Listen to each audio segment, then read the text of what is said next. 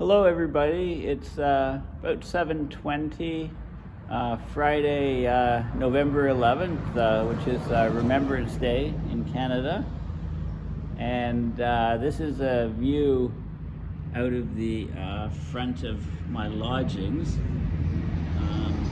which I'm sharing with Heidi and Charles.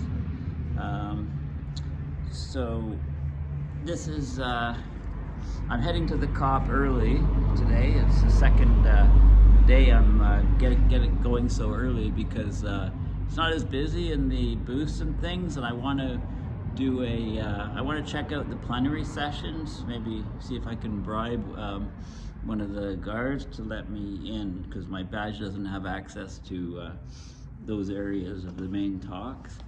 But beautiful morning here. You know, it's going to be a high of 29, low of 21, which is pretty much what it is every day. So I think the most boring job in this town, Sharm el-Sheikh, Egypt, is being the weather forecaster. Right? Yeah, today it's pretty tough. It's a pretty tough job, hard to get it right. So I'll just I'm going to walk to the bus and just give you sort of an overview of, you know, this place. So it's a very nice place. We're each paying about 40 bucks a night, so we got it, got it at a steal. And that's because Heidi is so organized that she and Charles that Heidi booked it back in I think in February or something. So I'll just head there. There's loads of cats around. I don't know, who they belong to, whether they just, hang out. But there's a really deep history with cats, going back thousands and thousands of years. I think most of the pharaohs had cats. And haven't seen too many dogs, but there's some. So I'm just walking through this complex called the Delta Sharm on my way to the COP. So I'll apologize in advance if I sound a little bit incoherent at times. It's because I'm not a morning person.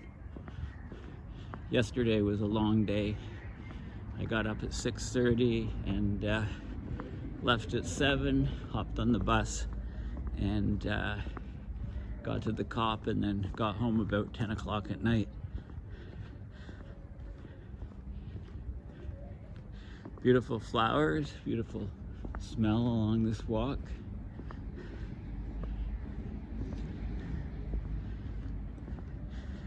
So, like many hot countries, it's very, people, I guess, they work during the day, but at night is when the place comes alive. It's when all the little side shops come alive.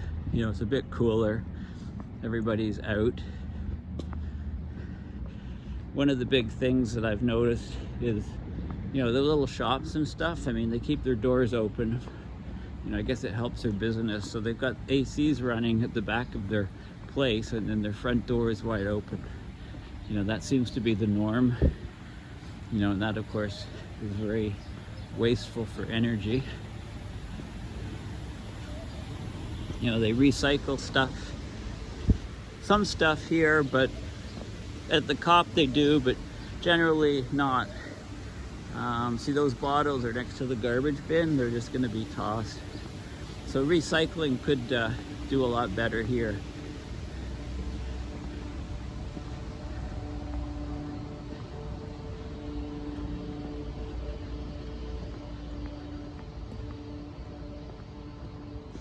So the first few days of the COP, especially the Sunday, seemed quite disorganized. It seems still like a bit of a construction site, but it's tough to put on a conference for, I think, something like 30,000 people are there.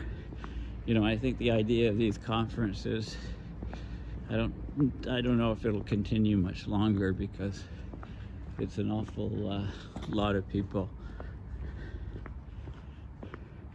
be nice to have smaller conferences to meet some of the people that I work with and have heard of. So what we've done so far, I started posting a few videos in the last few days.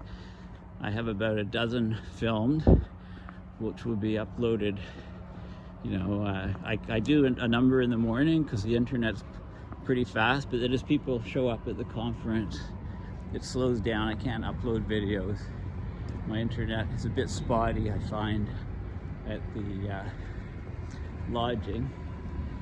But one of the interesting things with this conference is they, for the conference, they made the buses free. Not just for people in the conference, but free for everybody. So you just hop on and hop off buses. It's totally free in the town for the duration of the conference. A lot of high school student volunteers, so they get 2 weeks off school. And I think they're, you know, in the bus sometimes you get like 30 or 40 of them getting on at one stop, volunteer high school students. So I'm guessing that they're all staying at the same place. So they're probably from all over Egypt, I think. See, so at night, this boulevard here is like packed with people. And, you know, the doors are all open. People getting their hair cut, midnight, 2 in the morning, doesn't matter. Right? That's when they do most of their business, these places. Oh, there's a kitty.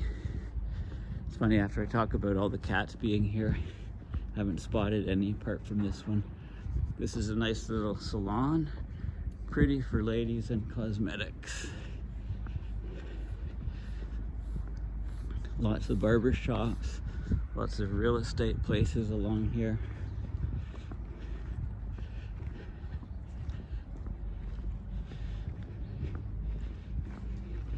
A lot of interesting names. There's Golden Fingers Haircut and Shave for men.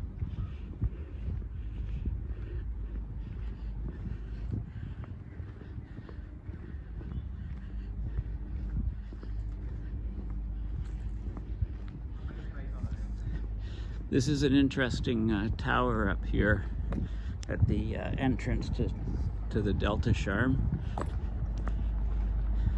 It's obviously much older than the rest of the place. So it's interesting. I'm glad they've kept it. These are all Red Crescent cars, and I'm not sure what Egyptian Red Crescent is. But 1, 2, 3, 4, 5, 6, the Toyotas, Egyptian Red Crescent.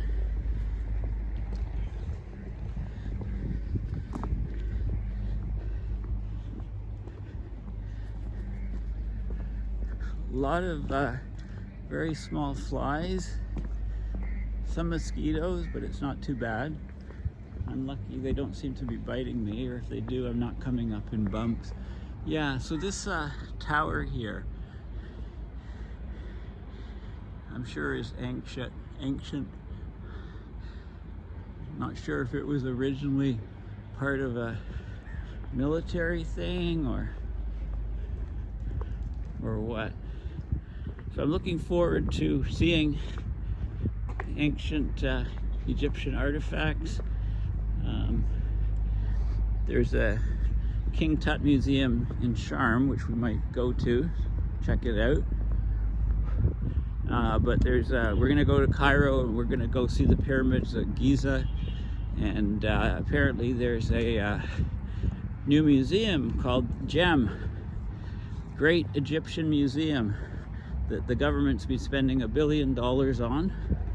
This is a nice little cat, and there a lot of them are of this type of breed, you know, with the stripes. Hello. Hello. Hello, how are you? How are you? Are those bugs bothering you? I do miss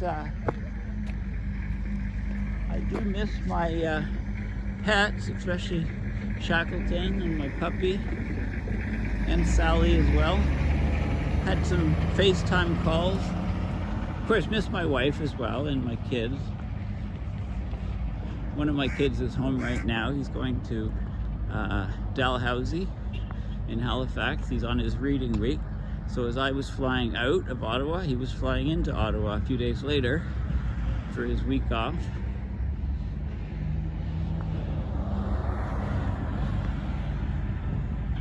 Just across the road there, I found some nice eating places and a nice games pub where